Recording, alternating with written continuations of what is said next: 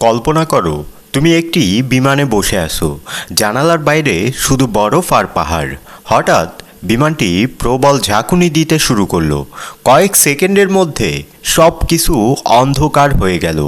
চোখ খুলে দেখলে তুমি বেঁচে আছো, কিন্তু চারদিকে শুধু তুষার আর বরফে ঢাকা পাহাড়।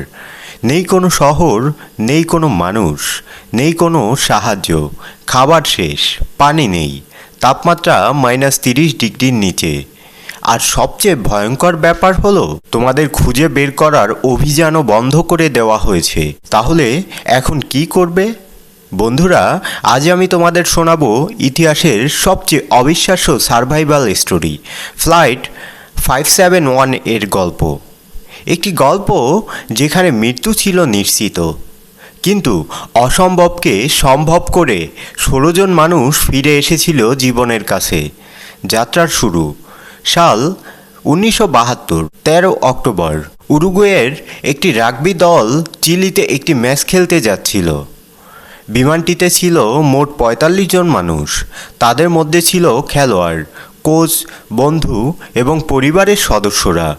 সবার মন ছিল আনন্দে ভরা। কেউ গল্প করছিল, কেউ গান গাইছিল, কেউ ভবিষ্যতের পরিকল্পনা করছিল। তারা জানতো না কয়েক ঘন্টা পর তাদের জীবন চিরতরে বদলে যাবে।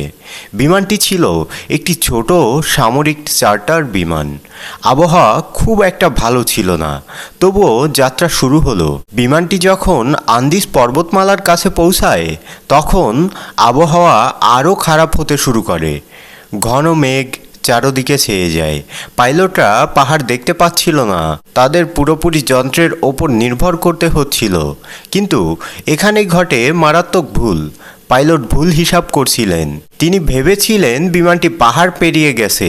আসলে তখনও বিমানটি বিশাল বিশাল পাহাড়ের মাঝখানেই ছিল। হঠাৎ ককপিটে বিপদ সংকেত বেজে ওঠে। সামনে পাহাড়। পাইলট দ্রুত বিমানকে উপরে তোলার চেষ্টা করেন, কিন্তু তখন অনেক দেরি হয়ে গেছে।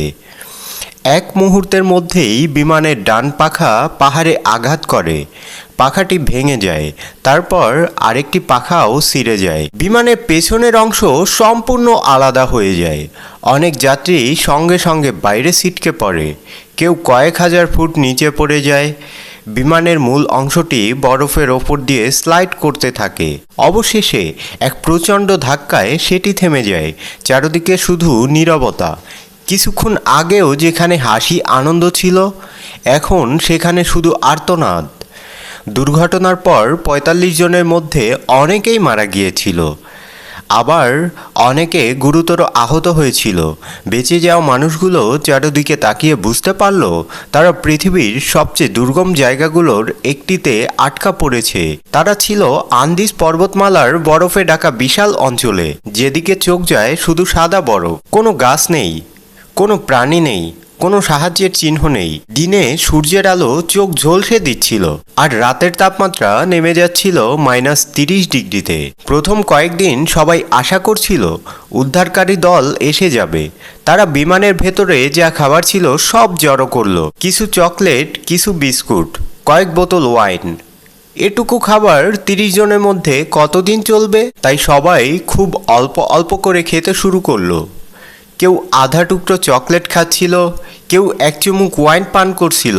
বরফ গলিয়ে পানি তৈরি করা হচ্ছিল, কিন্তু কয়েকদিনের মধ্যেই সব খাবার শেষ হয়ে গেল। বেঁচে থাকা যাত্রীরা একটি ছোট রেডিও খুঁজে পায়। প্রতিদিন তারা খবর শোনার চেষ্টা করত। একদিন তারা এমন একটি খবর শুনল যা তাদের ভেতরটা ভেঙে দেয়। রেডিওতে ঘোষণা করা হলো উদ্ধার অভিযান বন্ধ করে দেওয়া হয়েছে। সরকার মনে করেছে বিমানের সবাই মারা গেছে, অর্থাৎ পৃথিবীর কাছে তারা মৃত। কেউ আর তাদের খুঁজতে আসবে না। এই খবর শুনে অনেকেই কান্নায় ভেঙে পড়ল, কারণ তখন তারা বুঝেছিল বাঁচতে হলে নিজেদেরই কিছু করতে হবে। এরপর আসে ইতিহাসের সবচেয়ে বিতর্কিত অধ্যায়, খাবার শেষ। কয়েক সপ্তাহ কেটে গেছে। ক্ষুধায় সবাই দুর্বল হয়ে পড়েছে। চারদিকে কোনো গাছ নেই, কোনো পশু নেই, কিছুই নেই। তখন তারা একটি ভয়ঙ্কর সত্য উপলব্ধি করে। তাদের চারপাশে যারা দুর্ঘটনায় মারা গিয়েছিল তাদের দেহ বরফে সংরক্ষিত অবস্থায় পড়ে আছে। এমন পরিস্থিতিতে তারা এমন একটি সিদ্ধান্ত নেয় যা নেওয়া কোনো মানুষের জন্যই সহজ নয়। বেঁচে থাকার জন্য তারা মৃতদের দেহ থেকে খাদ্য সংগ্রহ করতে শুরু করে। এটি ছিল তাদের জীবনে সবচেয়ে কঠিন এবং মানসিকভাবে সবচেয়ে কষ্টদায়ক সিদ্ধান্ত, কিন্তু তারা জানতো এটা না করলে সবাই মারা যাবে। মনে হচ্ছিল এর চেয়ে খারাপ আর কিছু হতে পারে না। কিন্তু প্রকৃতির কাছে যেন আরও ভয়ঙ্কর ছিল বাকি অংশ। এক রাতে বিশাল তুষার ধস নেমে আসে। মুহূর্তের মধ্যে বিমানটি বরফের নিচে চাপা পড়ে যায়। অনেকেই ঘুমিয়েছিল, কয়েকজন শ্বাসরুদ্ধ হয়ে মারা যায়। আবারও কমে যায় জীবিত মানুষের সংখ্যা। যারা বেঁচে ছিল তারা ঘন্টার পর ঘন্টা বরফ খুঁড়ে নিজেদের মুক্ত করে। দিন যায়, সপ্তাহ যায়, মাসও চলে যায়, কিন্তু সাহায্য আসে না। অবশেষে কয়েকজন সিদ্ধান্ত নেয়, বসে থাকলে নিশ্চিত মৃত্যু। তাই পাহাড় পেরিয়ে সাহায্য খুঁজতে হবে। অনেকেই মনে করেছিল এটা অসম্ভব, কারণ সামনে ছিল পৃথিবীর অন্যতম বিপজ্জনক পর্বতমালা। তবুও তিনজন যুবক প্রস্তুতি নিল। তাদের মধ্যে ছিলেন দুইজন যারা পরবর্তী ইতিহাসে নায়ক হয়ে ওঠেন। তারা নিজেদের জন্য অস্থায়ী স্লিপিং ব্যাগ তৈরি করে, খাবার সংগ্রহ করে, তারপর শুরু হয় মৃত্যুকে হার মানানোর যাত্রা। তারা দিনের পর দিন বরফের পাহাড়ে হাঁটতে থাকে, কখনো হাঁটু পর্যন্ত বরফ, কখনো খাড়া পাহাড়, কখনো অক্সিজেনের অভাব। একসময় তারা একটি বিশাল চূড়ায় উঠে দাঁড়ায়, আর তখন তারা যা দেখে তা তাদের হৃদয় ভেঙে দেয়। তারা ভেবেছিল পাহাড় পার হলেই সভ্যতা দেখা যাবে, কিন্তু চারদিকে আরও পাহাড়, আরও বরফ, যেদিকে চোখ যায় শুধু সাদা মৃত্যু।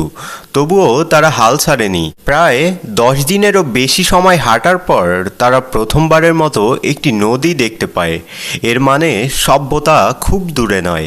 অবশেষে তারা এক চিলিয়ান পশুপালকের দেখা পায়। লোকটি নদীর ওপারে তাদের দেখতে পায়। তারা চিৎকার করলেও নদীর শব্দে কিছু শোনা যাচ্ছিল না।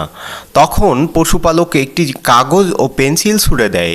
তারা সেখানে লিখে জানায় তারা একটি বিমান দুর্ঘটনায় বেঁচে যাওয়া যাত্রী এবং তাদের বন্ধুদের সাহায্য দরকার। লোকটি সঙ্গে সঙ্গে কর্তৃপক্ষকে খবর দেয়।